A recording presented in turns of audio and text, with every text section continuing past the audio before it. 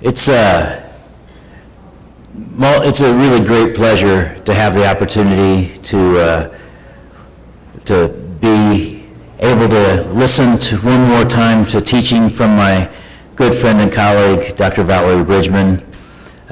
She is, when she's on the chapel schedule, it is a must-be-there chapel, because she's a good preacher and because you never are sure what she's going to say. And if you look at her CV, it is long and extensive with a lot of both national and international work of building bridges, of engaging people around both biblical studies and feminist and womanist theologies. She is included as and known as one of the mothers of womanist theology, who is continuing to cultivate and mentor the next generation of theologians within these categories.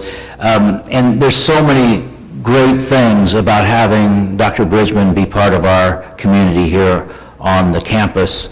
One of my great pleasures is I feel as if I have a partner in crime. And so much of just the conversations we have, maybe over a lunch or a dinner, where all of a sudden we start out frustrated or moving in, or beginning to grieve something that's happening in the world, and then we're laughing, and then we're moving in multiple directions. She's a dear and close friend, and a privilege to have her here. I better move.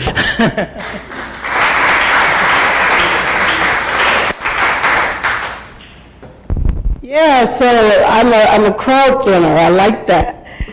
So good afternoon, and I'm glad that you have managed to stay this long. So yay.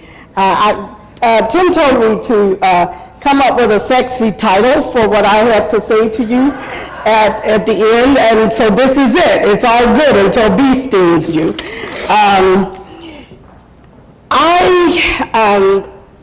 I want to try to wrap up our time actually around this theme. It's all good until a bee stings you. Last April, a part of a grant that Tim got included faculty, staff, and students doing some weeding at the farm. And so the day that I went to weed, there were like 2 other faculty persons, several students, and we're weeding up in the hoop garden, up in the hoops. And all of a sudden, I reach down and a swarm comes. But I grew up on a farm in Alabama, so I know that you don't run when bees swarm. I knew this. I wasn't worried. The students were horrified. They were like, oh, Dr. V, oh, Dr. V. And I was like, it's fine, it's fine. I'm like standing still, doing the stature thing that you're supposed to do if bees are swarming. This is also to help you in case you ever get around a bee swarm. But they are obviously angry that I have disturbed them. And so eventually, in about 2 minutes, one bee decided I had to go. And the bee stung me in my third eye, right here. And as soon as I got stung, the rest of the bees calmed down, because really they just wanted me to know that I was a problem. And the students were like, are you okay? Do you need an EpiPen? And it was just over the top ridiculousness, right? But because I live right across from the farm, this is my view last November from my porch out on Seminary Hill. I just walked over to my apartment, got some alcohol, swabbed it real good, looked at it, and I went straight for my third eye. There you go. So part of what I want to talk about is that this work around both the teaching around ecology as centering our work and doing the justice activist work is about the bee sting as well. So we lost my friend who asked about suffering, but I think that one of the issues for seminaries is that we can romanticize this work. And it's easy to do because the earth can be so incredibly beautiful and inviting And but creation shouldn't be romanticized, or in other words, bees sting, fire ants bite, and Lyme disease is a real thing. So when I was growing up, I grew up in central Alabama, and fire ants, you may know a little bit about them. When it rains, they lock themselves together to float, and they come up, and wherever they were underneath the ground, they suddenly become like a horde on top of the ground. And we walked barefoot on our 40-acre farm. So my grandfather had a 40-acre farm and a mule, so we actually got our 40 acres on a mule farm. And his brother had a 200-acre peach orchard down in Clanton, Alabama, and another 100 in cotton. So we grew up with this farming life, right? But very much aware that as much as the earth was what it was not all sugar and spice and everything's nice. You actually could step into a fire ant and be blistered, and all of what that would mean for you. So I pulled these two pictures because they look pretty nondescript, but that bee stung me. So that bee is for pollinating, and it's doing that. I was just at the cathedral 2 weeks ago, so I got this picture of the bee doing what it's supposed to do. But it would say it was doing what it was supposed to do when it stung me, too. See what I'm saying? The other picture I got when I went to visit Paula, and I have to tell the story in front of her, she said, I can't look at this pollination garden because I need things to be neat. And a pollination garden cannot be neat, right? And that is such a metaphor for the work that we do. We want things to be neat and put wrap a bow tie around it and be able to fix everything and end it with a great amen at the end. We want our sermons to be that. We want our lectures to be that. We want the 14-hour courses at the end of the semesters to be an aha, hallelujah, amen, and it just doesn't work like that. Pollination areas are not neat. And that means whether we are pollinating people around their work or around growing and becoming something else. Now, I just told you I grew up in Alabama. So one of the things you have to do when you grow up in the Deep South is learn what's poisonous and what's not. And we learned this phrase, red and yellow will kill a fella. And it's about coral snakes, because there are other snakes that can look like a coral snake, yellow and black, pat him on his back. Red and yellow will kill a fella. Well, we used to joke and say, I'm not getting close enough to see if it's red and black. Right? But part of the work that we are asking people to do is to call a thing, and to be able to identify things for what they are, and to call it rightly, to name it rightly, to say the right thing about it. This is, in my mind, the work of theological education. In their conversation together last April, Bell Hooks and Parker Palmer were talking about the fact that part of our work is to disrupt, but because we don't like to call things what they are, or because we don't like for people to be upset, we often don't. So call a thing is something Iyala Vazette says all the time. She's not my favorite theologian, but she works right here. Call a thing. Name it rightly. Don't sugarcoat. Don't walk around it. Our fear that our students somehow are so fragile that they just can't take it is actually an offense to them, and in my mind, to the one who created them. So environmental racism is a thing. Call it that. I picked this picture because I like the notion of flowers growing through concrete. When I was in Bahia, in Brazil, I met with a priestess. We were at the Terreiro, and she was doing a lecture around medicine, herbs, My grandmother was a root worker, so this is all the time important and interesting to me. So she was passing out leaves and roots, and I recognized them. Like I knew them from my grandmother, but I didn't know that I knew them. And she said this to us: we are paving over the medicines we will need in 100 years. That has stuck with me.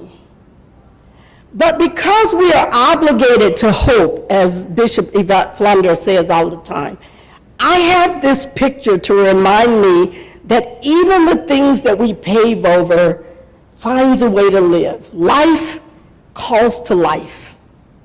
Deep calls to deep. And so while environmental racism, where they put the dumpsters in a city or in a county, where all the lines are for electrical lines, any number of things, you know what I'm saying.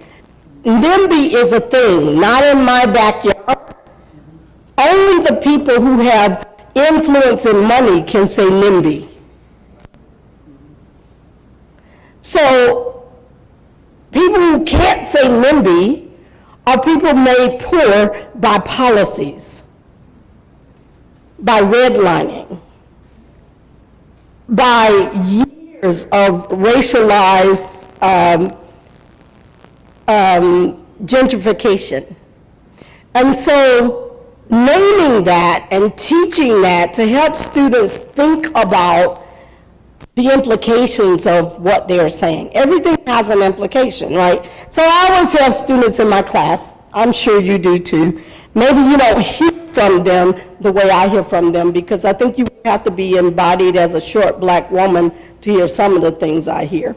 I think it's gender, race that might help you hear some of the things I hear, but I often hear from students, well, my people don't care about that.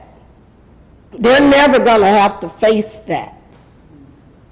Or as a student said to me last semester, there are no black people nearby where I live, so we don't care about racism. Like, they weren't being cruel. The student wasn't being cruel.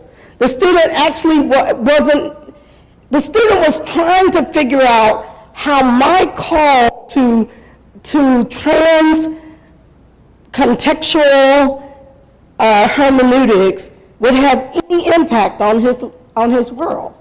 Why he should preach about or think about environmental racism or even sexism, because, you know, my people, you get what I'm going at? But having students make connections, the internet alone ends that conversation. People are connected to people across the globe. You know, I'm so tempted to say Russia, but I won't. Okay. So how do we then help co-learners in our commitments? So I think you have to be committed to disruption. We say that theological education unpacks and helps people be disrupted in their thinking. You know, oftentimes students say, well, people deconstruct us, but nobody helps us figure out how to reconstruct it. And every time a student says to me, I feel so deconstructed, I don't know what I'm gonna do with all this, I say, thanks be to God.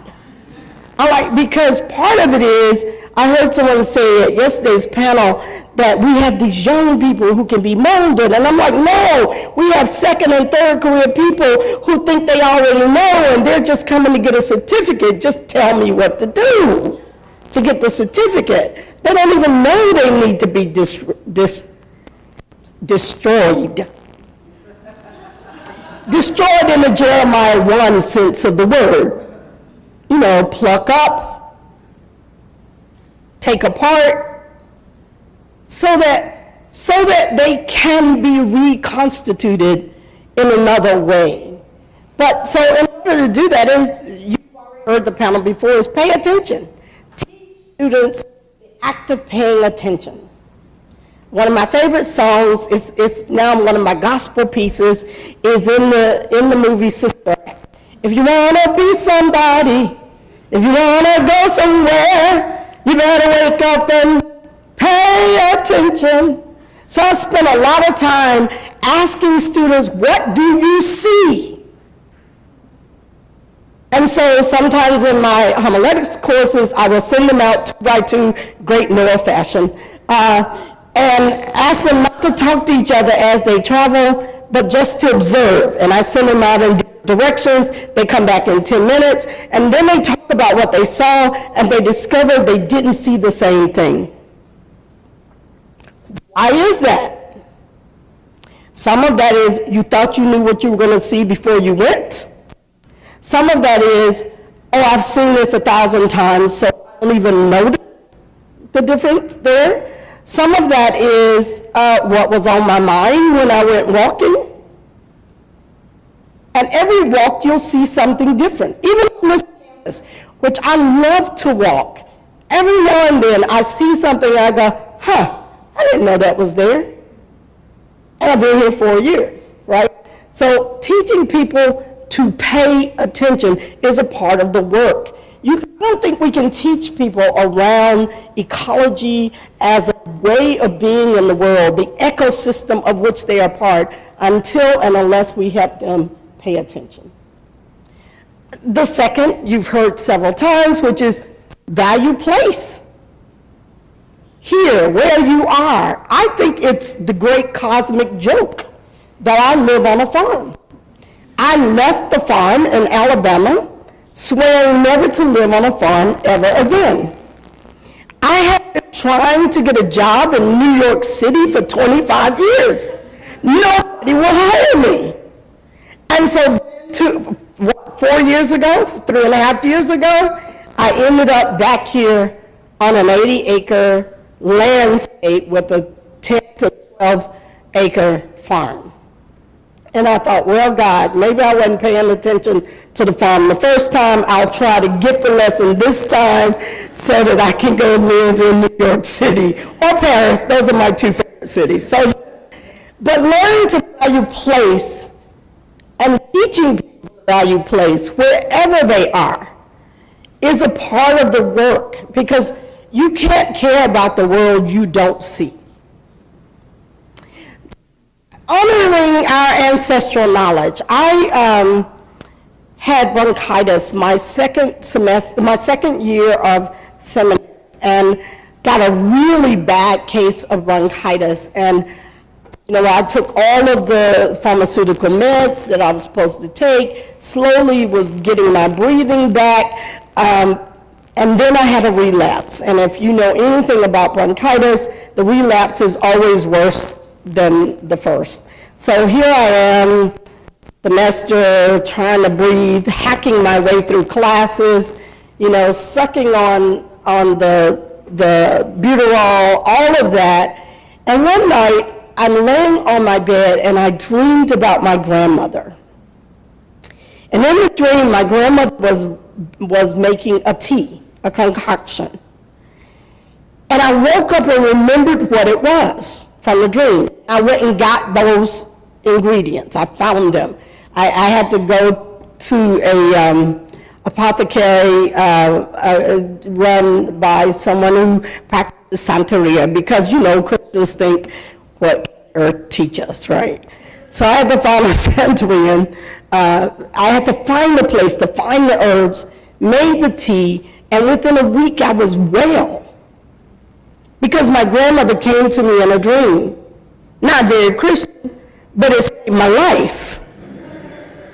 Like, we're not supposed to believe these things, and yet it saved my life. So how do we teach students to tap into those things that we have taught them they can't tap into?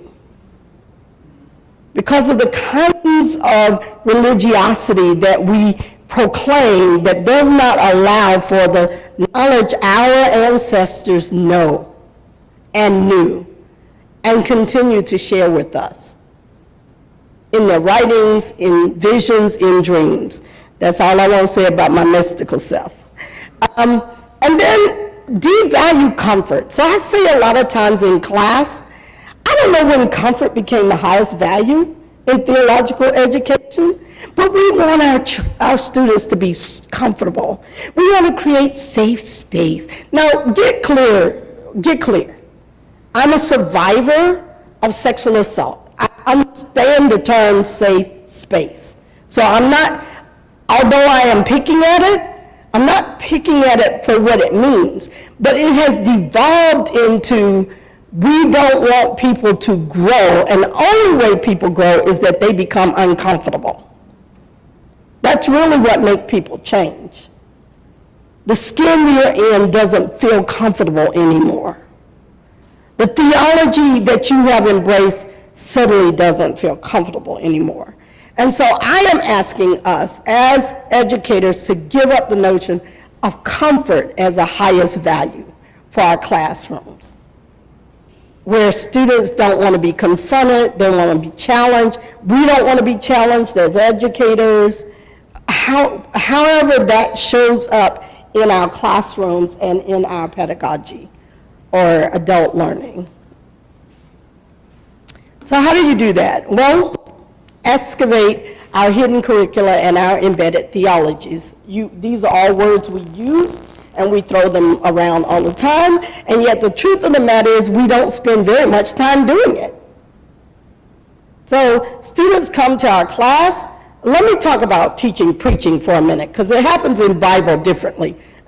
In teaching preaching, I often get, because I teach at a United Methodist school, students who have been preaching for 2, 3, 5 years because they are student pastors somewhere. They are not yet in connection, they are not ordained, but the church has given them a small parish to run. Thank God for them and for their ministry. But I find those are the students who hate to learn how to preach because they figure they know how.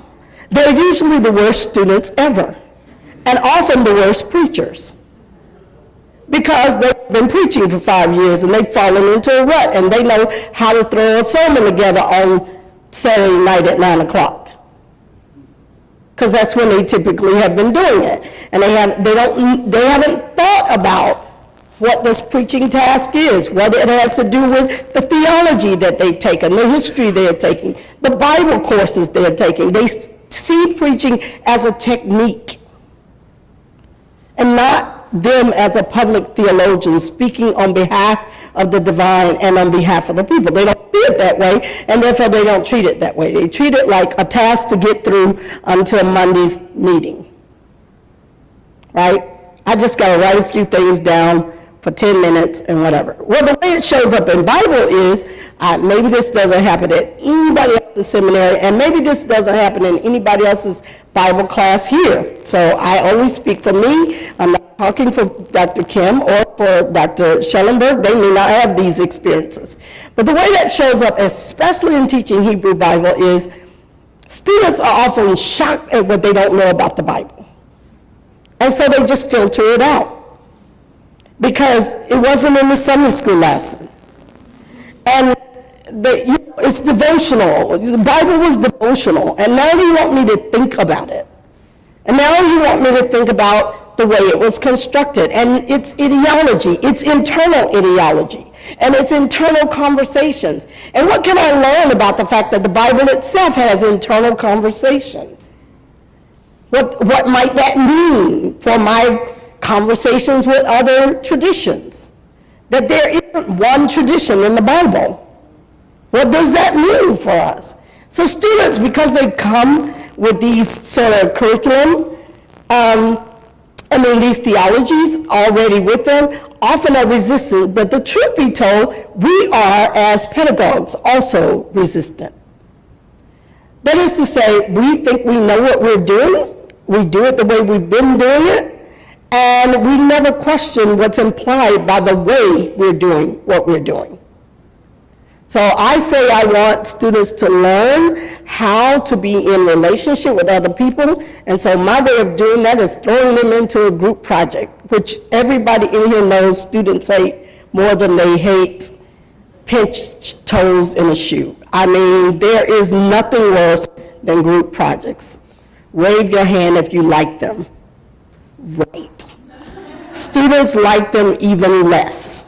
But we do that to create community. Are there other ways to do that? Are we creating competition? What is it? What's implied by what we're doing? Do we think not just about what we want the outcome to be, but what's underneath what we actually assign? So if I assign somebody a paper because they need to write a paper, what's the point of that? And the implications of if they actually write that paper. Are they ever going to think about that again? And if not, why not? And if not, why am I still assigning that paper? So that's the challenge of trying to figure out, so these are my questions. I'm good at questions. I'm long on questions, short on answers. So I just want to say that out loud. And the last two here is that we embrace the grief that comes with change. So Tim said earlier, and I thought I had already written this, and I thought that is at issue. We don't want to change. And there are a lot of reasons we don't want to change. So when I'm teaching Bible, and really even when I'm teaching preaching, I notice among students the resistance, and I finally figured out that if I'm right about some of the things that I'm saying to them, and they have to change, that means their whole ecosystem is going to change. Their relationship to the people that sent them here to get a degree, their relationship with the larger church, their relationship with their spouses, with their children. I still remember when my now ex-husband, we were married for 29 years, I was in seminary at Austin Seminary in Austin, and he said to me, while we were planting a church that was growing, he looked at me one night and said, "Do you even believe in Jesus anymore?" And it was because I was in seminary, asking questions. And I thought, how could you ask me that?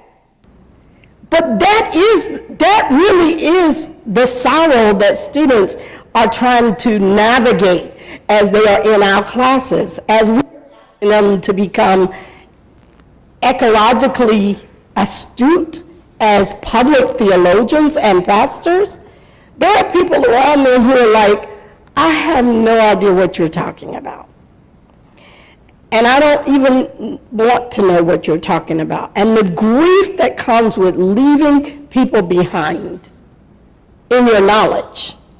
So Ecclesiastes says, much knowledge brings much sorrow. This is what I think you meant when you were like, the world's on fire. And we're talking about this like, yeah. But Renita Williams, one of my mentors, said to me one night after I was on Facebook going off about God knows what, she called me and said, go to bed.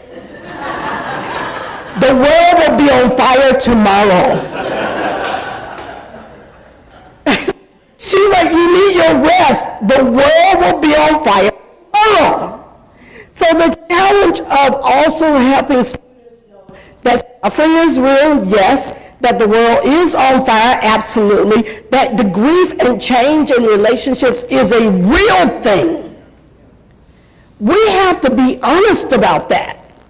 And acting like it's not does not help students. So that's that. But also, people don't want to change because all they think about is the grief. They don't know about the joy on the other side, on the new heavens and the new earth, on the new communities and the new relationships that are formed as we change. It's hard to leave people behind. I grew up in Chicago, Childersburg, actually on a farm between those two small cities, 40 miles southeast of Birmingham. And I went home. I won't tell you the year, but you'll know if you know the year that the book, The Color Purple, came out. I went home the year after, or 2 years after, when the movie came out, when the movie, The Color Purple, came out, and I was visiting with the woman who was my best friend in high school, middle school and high school, my best friend. And we were talking, and it was hard for us to talk. I mean, we were just struggling to have anything to talk about. By this time, I had seen a lot of the world. She had not left the region where we grew up. She was now the mother of several children. She was living the life of her mother and her mother before her, and there's nothing wrong with that. But I was living a different life. And so I said to her, hey, did you see the movie The Color Purple? And she said, what is that? And in that moment, I was like, we have nothing in common anymore. We have said all we can say about our children to each other. And I don't know how to have a conversation with you. And I struggled for another hour to find out what I needed to say to her, and couldn't find anything. And finally, this kind of awkward, off the wall we went. And I never heard from her again, although I made several efforts to be connected to her. A lot of grief in that, but also some revelation to me about what happens when our lives change. We say we're forming leaders, and if we are forming them and transforming them, we are sometimes forming them in a way that they are not recognized by the people that sent them here. And we have to own that. But we also have to own there is joy. There are whole communities that will grow from these formed and transformed leaders. Back to Austin, we were forming a church for the Church of God Anderson, which I'm ordained by, and I was a working artist in Austin. I performed with a jazz band. We did poetry and jazz together, and my job was to do the poetry, some singing, help with make sure the other artists showed up on time, blah, blah, blah. But my congregation was very conservative, even though they were coming up under us. They knew what church was supposed to be. They just knew. And they knew what our church was supposed to be, even though we didn't know what that was. But they knew. So I had to tell them that if they came to hang out with me in jazz clubs, I had to call it Publicans and Sinners Night. Now, I know this sounds horrifying to y'all, but there's a line in Luke 15 where it says Jesus was accused of hanging out with publicans and sinners. So I was just like, let's go get accused. And that became like a badge for them. And they would call their friends and say, hey, come with us to this jazz club. I thought you were supposed to be a Christian. Yeah, but we're going out for Publicans and Sinners Night. Okay. It became a source of joy for us. You can't do the work without community. So this is a picture from, I don't even remember what we were protesting, Yvonne, but we were downtown Columbus protesting something. And here's it. Was this a Moral Monday? Was this Moral Monday? Okay, so this was Moral Monday. It could have been anything, because these folk are pretty regular at those events. And you can see how diverse that group is, and I don't know how we ended up taking this picture. I don't know who took this picture of us, but it was up on my Facebook page, and I was like, this is exactly what I mean. We do this work in community. So somebody asked earlier about what do you do in theological seminaries where people are siloed and they stay in their silos. Well, I'm waving my hand and thanking God for MTSO, where I don't think we do that. And I don't mean to say that we don't teach our disciplines, but we do a lot of crosstalk to check in with one another. And so maybe it's in the crosstalk where you're spending time trying to figure out, well, how is ethics showing up in history or in education or in youth ministry or in ecofeminism, or how are you talking about liturgy? What would be an ethical liturgy for ecologically framed theological education? Can you keep doing the same kinds of things? Because even the liturgy is teaching, right? So we do this for the sake of creation, right? I love this picture. That's the only reason it's there. It has nothing to do with anything except I love the picture. But we do it for the sake of creation. I don't quote St. Paul very often. I don't even call him saint very often. But in 2 Corinthians 5, Paul says that all creation is groaning and waiting for the appearance of the children of God. Like, part of what's happening to the earth is even the earth knows that we are the virus. And therefore, we also are the cure. Right? Again, for the sake of creation, I like this picture because I got to do my half marathon in Niagara Falls. And so that's the picture I took while I was running. Yes, it's funny. Now people take cameras while they're running. And for the sake of all creatures, and this is just because I wanted you to see my dog and my cat. But I was teaching worship when I was at Memphis, and I had a map of the globe on the floor, asked students to go stand on one of the continents, choose a continent, and pray for it. Nobody wanted to stand on Antarctica or the Arctic, and I was like, why? And they were like, well, there are no people there, and I'm like, oh. You know that line from the movie Pocahontas, which is problematic in itself, but the song Colors of the World, you think the only people that are people. I see. You think the only creatures that matter are humans. We pray for the whole world. And we work for the integrity of the whole creation, right? So my little dog, my little Solomon, who now is adopted out, and Nala, who is both adopted out because my life did not let me keep these creatures, but they reminded me and remind me that we have care for more than human creatures.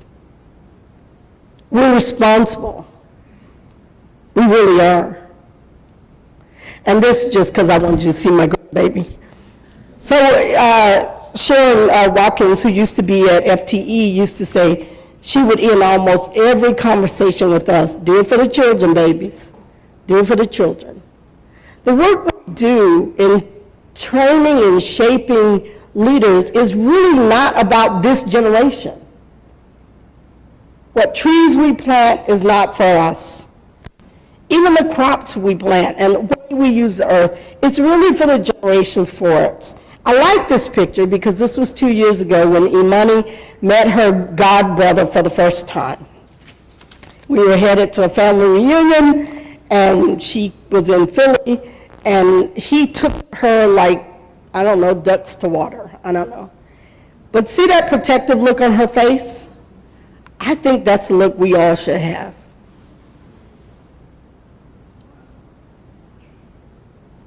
Toward the care of God's creation,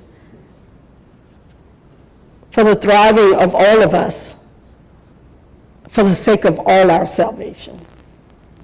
I really think that. Thank you.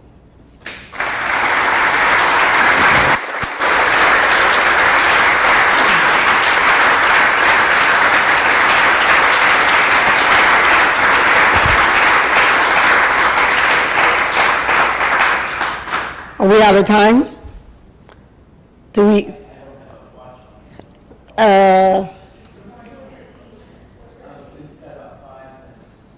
So I forgot. I want to tell you the Lyme disease story because I told you about the fire ants, but Alice Walker, who's one of my conversation partners, she calls herself a born again pagan. She grew up United Methodist. Her mom became Jehovah's Witness. She became, in her own words, earth-centered spirituality.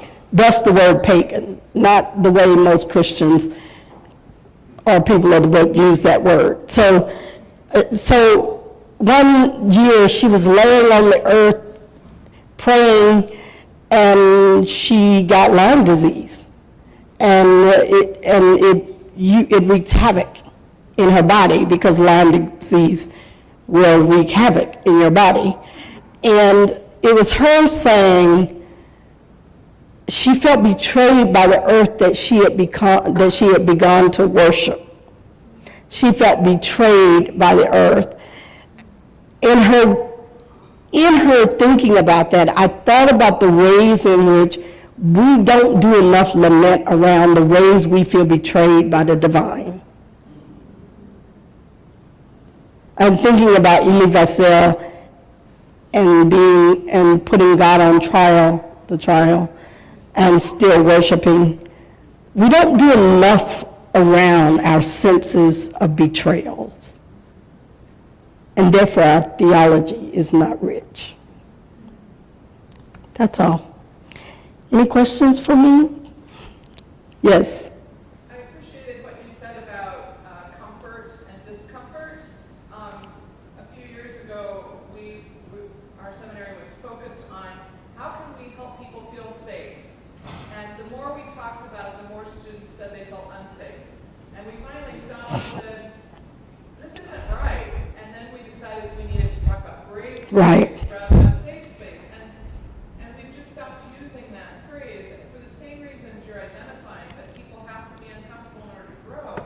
And when we explain that to people, that we don't want people to be hurt by what others say or how others respond, but at the same time, it's going to take some bravery in order to grow. And that has really helped. Yeah. A lot. So there's a site on Brave Space if you want to read more about what it means to create brave space for any kind of inquiry and teaching and training. Brave space. I like that phrase myself. So Tim is doing this at me, and so I'm quitting.